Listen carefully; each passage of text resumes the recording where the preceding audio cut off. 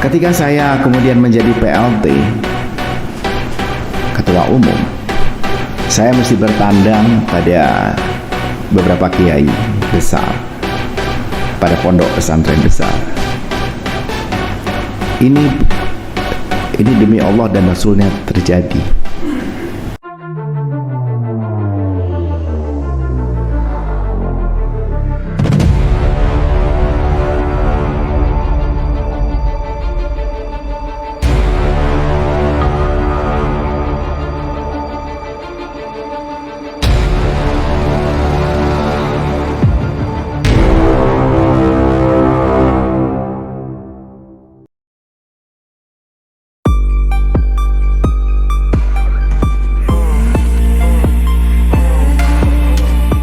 Ketika amplop kiai menunjukkan kekuatannya.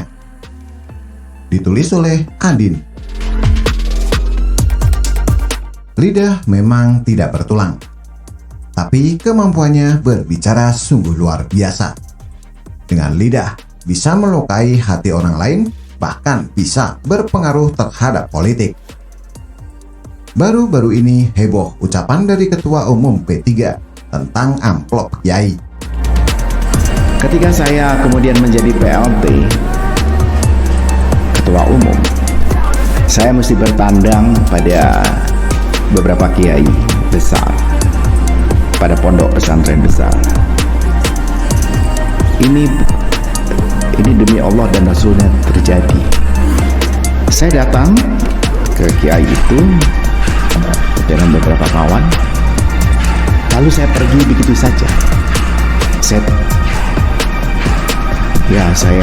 minta didoain, kemudian saya jalan.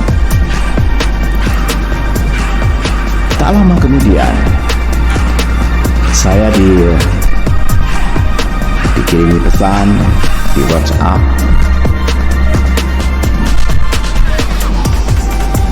Pak PLT, tadi ninggalin apa nggak untuk kiai?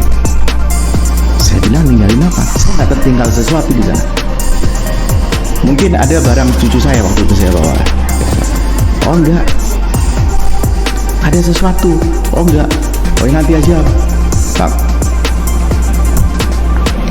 Maka sampailah setelah keliling itu ketemu, lalu dibilang pada saya, gini Pak PLT, kalau datang ke beliau-beliau itu mesti ada tanda mata yang ditinggalkan. Wah, saya nggak bawa. Tanda matanya apa? Sarung, peci, Quran, atau apa? Kayak nggak ngerti aja Pak Arso ini. Pernyataan Mono Arfa bukan saja membuat geger pihak luar P3, tetapi juga internal partai. Tensi panas internal partai tentu saja tidak baik bagi kelanjutan partai, apalagi menjelang pemilu 2024. Suara-suara protes terus terdengar menggeruduk dan menggerus Ketua Umum P3. Mono Arfa didesak mundur dari posisinya sebagai Ketua Umum P3. Desakan disampaikan 3 majelis P3 secara tertulis, kendati Soeharso mengaku belum menerima surat resmi. Apa yang terjadi pada P3 hari ini memang dimulai dari ucapan Soeharso soal amplop kiai. P3 sendiri sesungguhnya memang partai yang rentan konflik. Sejarah menyatakan jika P3 memang penuh dengan gejolak, bukan saat ini saja. Keragaman dan ketiadaan tokoh kuat pemersatu jadi faktor utama yang membuat P3 rentan konflik. Ini diperkuat lagi dengan kepentingan politik 2024. Posisi Soeharso sangat rentan tergeser karena banyak hal.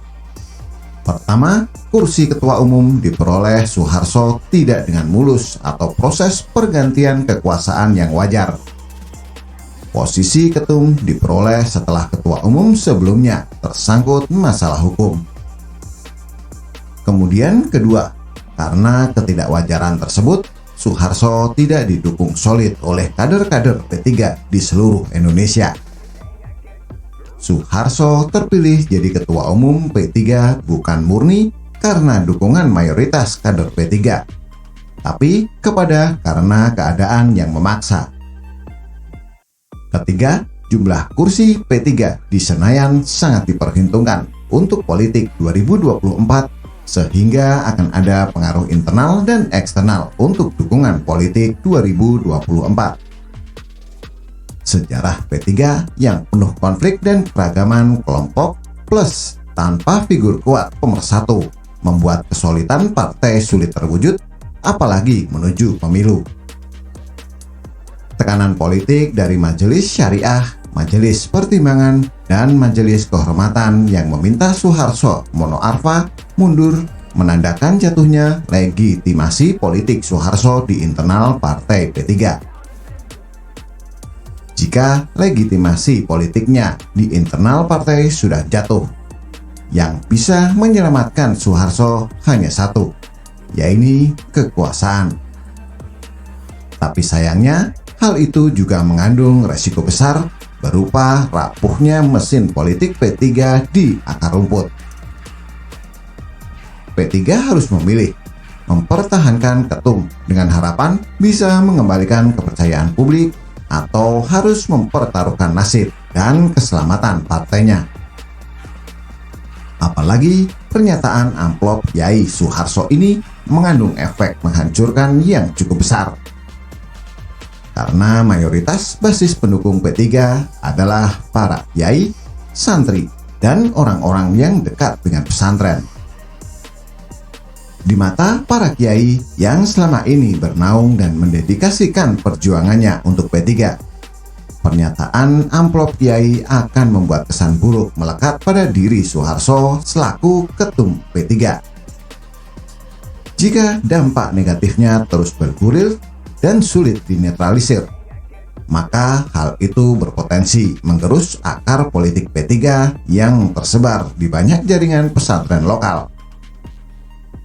Kondisi ini berisiko tinggi karena elektabilitas P3 di pemilu tahun 2019 lalu hanya sedikit lebih besar dari PT 4%. Jika P3 terus melakukan blunder dan kesan buruk yang menempel pada diri ketum tidak bisa dihilangkan, maka dikhawatirkan terjadi hal buruk. Sangat mungkin amplop yai akan menggerus elektabilitas P3. Bukan tidak mungkin P3 akan masuk zona degradasi dan terlempar secara mengenaskan dan memalukan dari parlemen. Begitulah kira-kira. Bagaimana menurut Anda? Silahkan tulis komentar di bawah.